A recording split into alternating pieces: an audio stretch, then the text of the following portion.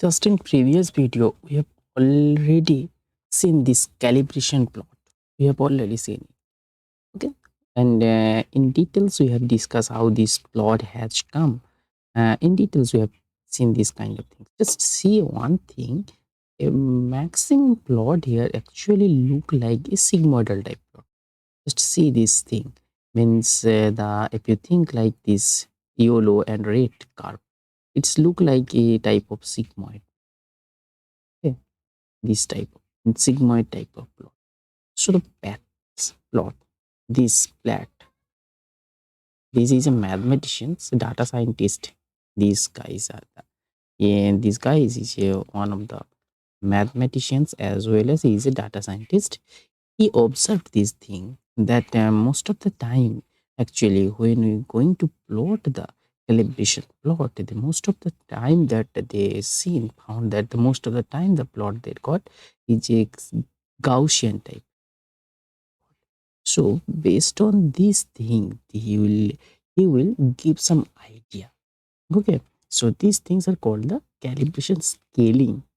Means they have to scale the whole calibration data in the form of Gaussian shape. Okay. Now let's see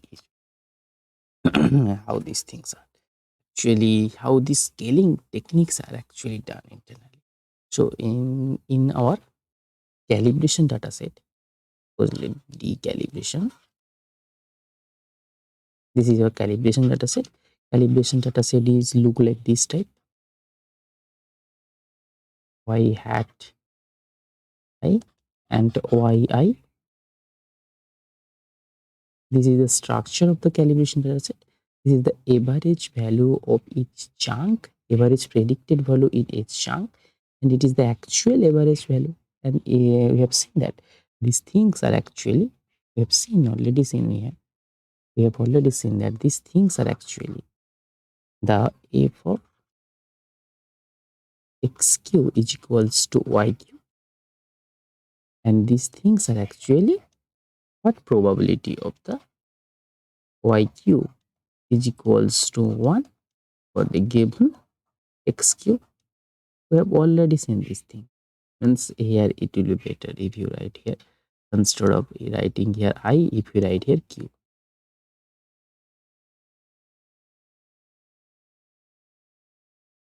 Okay, that's thing already we have seen.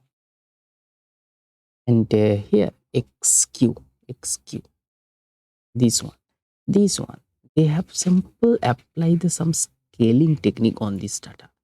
Okay, so the scientist, this mathematician Platt, he have applied the some techniques, how the technique on this data set, on this xq data set.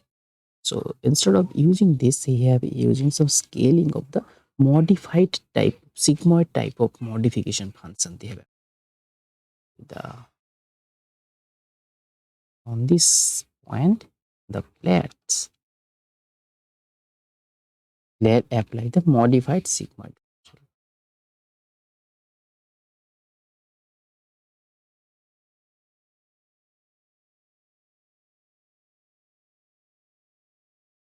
Modified sigmoid function to predict this value. Now let's see how we'll doing these things step by step. Let's see it. So at the end of the day, we have to predict it this value. This value means this probability value. We have to predict it this thing. So we have to predict it probability of yq is equals to 1 for a given xq. We are going to predict this thing. So here we have to predict this value using the scaling technique. Simple, this scaling is the modified sigmoidal. So if you remember the sigmoidal functions, then it will be structure is look like 1 by 1 plus exponential of a plus some functions plus some value. Once the value will be the predicted value, this value, this will be the predicted value. This predicted value means f of xq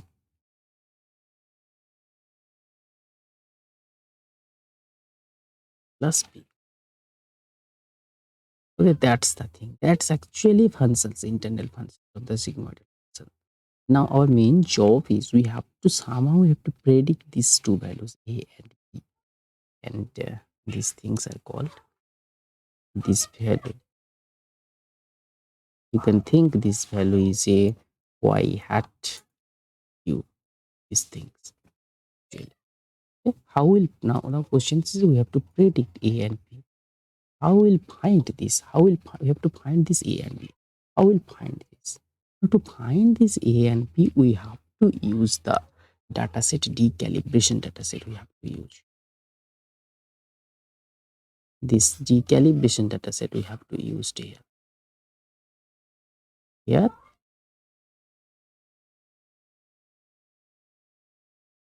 Okay. And to find it, we have to use this calibration dataset by simple structuring optimization program. Okay. Using this, we have to make some structure optimal problem. So the structure will be look like optimal problem. So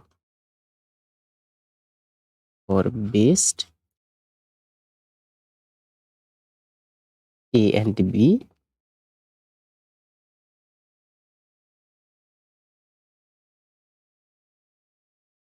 we have to solve.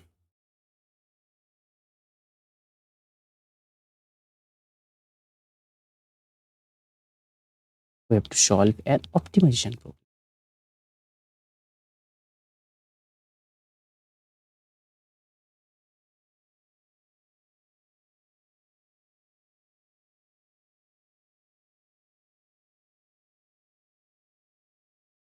We have to solve an optimization problem that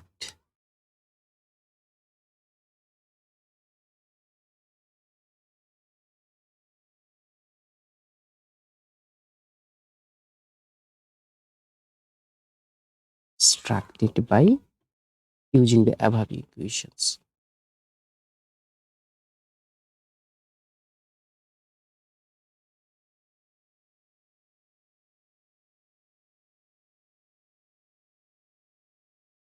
Okay, by simple using these equations, we have to construct an optimization problem.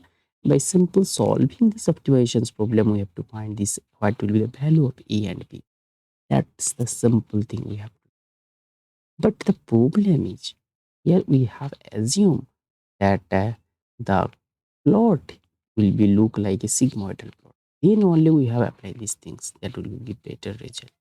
But if we have not plot look like this, just see this green and blue part means the logarithm logistic functions and naive based isotonic functions.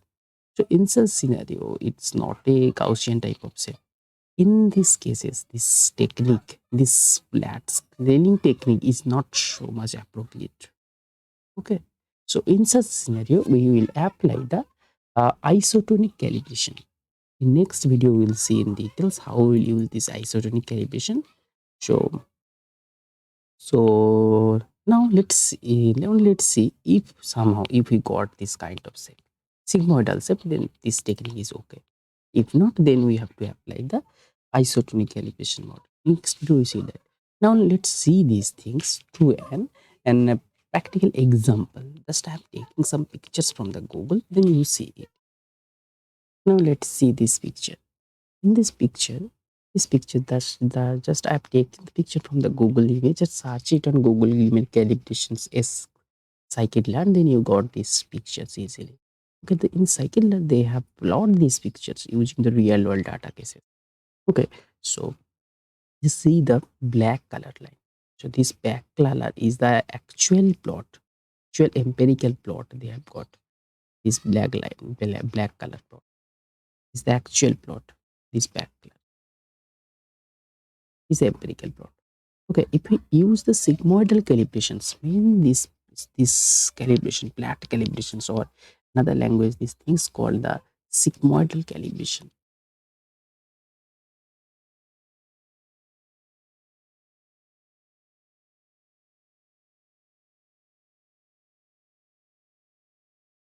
If we plot these sigmoidal calibrations using simple, then it will approximate this plot is look like this.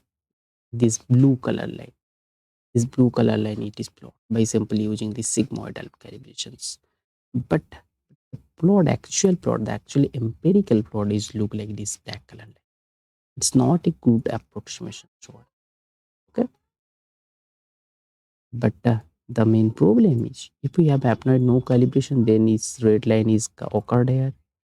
But if we apply onto it the isotonic calibrations, but if we apply the isotonic calibrations onto it, then you got the good kind of approximations on this black line.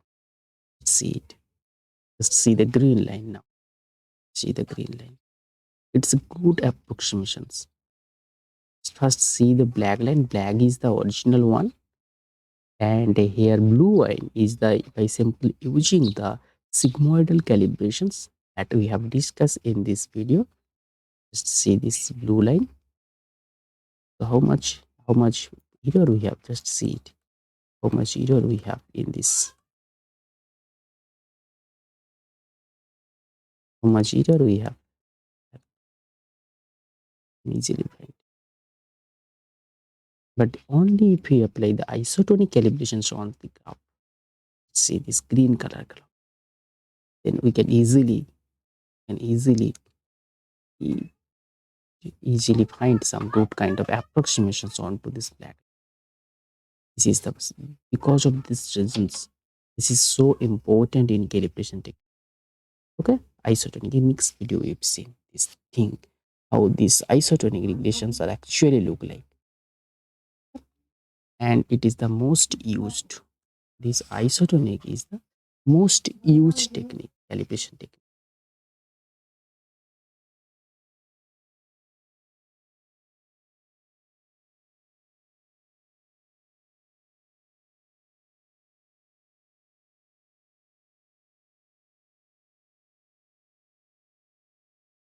Okay, this is the most used calibration technique.